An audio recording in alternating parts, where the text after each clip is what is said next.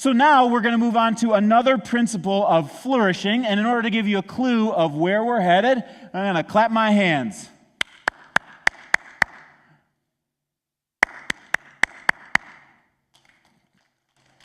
All right, you guys can join me now. A few of you are ahead of the game. Ready?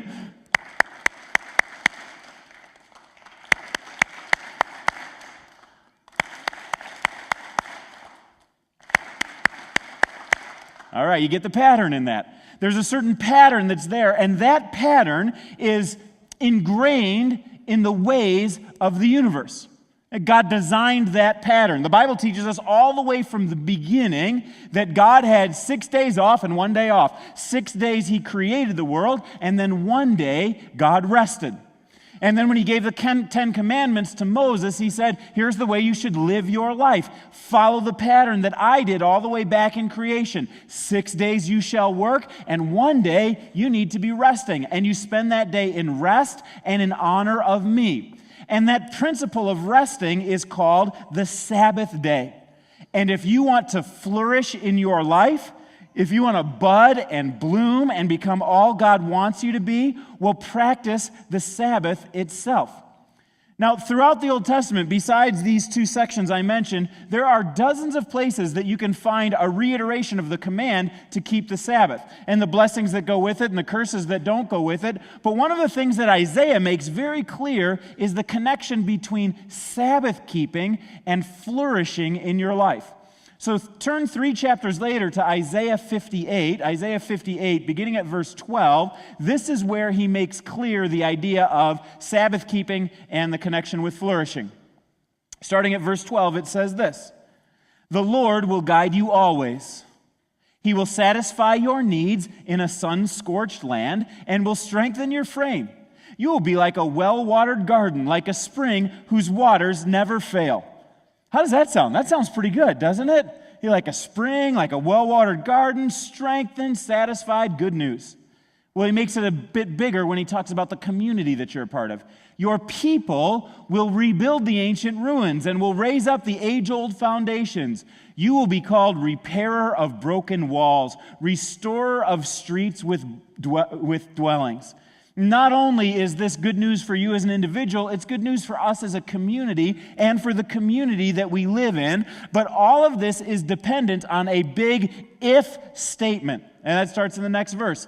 If you keep your feet from breaking the Sabbath and from doing as you please on my holy day, if you call the Sabbath day a delight and the Lord's holy day honorable, and if you honor it by not going on your own way and not doing as you please or speaking idle words, then you'll find your joy in the Lord.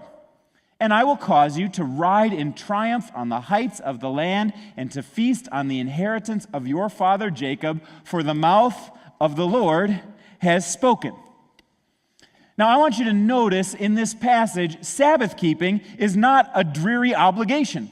It's associated with flourish words like satisfy, strengthen, well-watered, never fail, raise up, repair. All of Isaiah 58 says Sabbath keeping leads to flourishing. I think it's one of the biggest keys to flourishing in your Christian life, and it's one of the biggest keys that Americans ignore in their lives, the principle of the Sabbath. So the pattern that God has set up is 6 days on and 1 day set aside exclusively for God and for rest. And here's why it works. While God designed you to be somebody who works, who's productive, who does good things with their life, He didn't design you to work nonstop.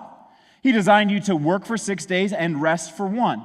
And set aside this day to focus on God and His priorities, to set a day aside to rest and reflect and refine your life, to make sure that your other 6 days are productivity that are headed in the right direction. And the idea behind it is if you practice this Sabbath day, you will actually accomplish more in your 6 days of productivity than you would if you work 7 days in a row. Now, many of you think this is not possible, that the math simply doesn't work out on it, that life is too busy and there's no way you could accomplish a day of rest. And really, it comes down to a combination of prioritization that we talked about last week and trust. Trust. Do you trust God with that one day? Do you trust that you, with God's blessing, can do more in 6 days than you can do without God's blessing in 7 days? I think that's the nut of the issue.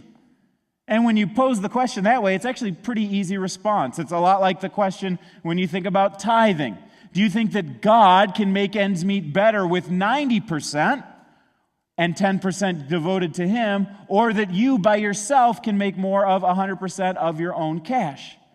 It's a question of trust. Do you trust God to be the one who cares for your life? And the big question you have to ask is, can I trust God with one day to do whatever God tells me to do on that day?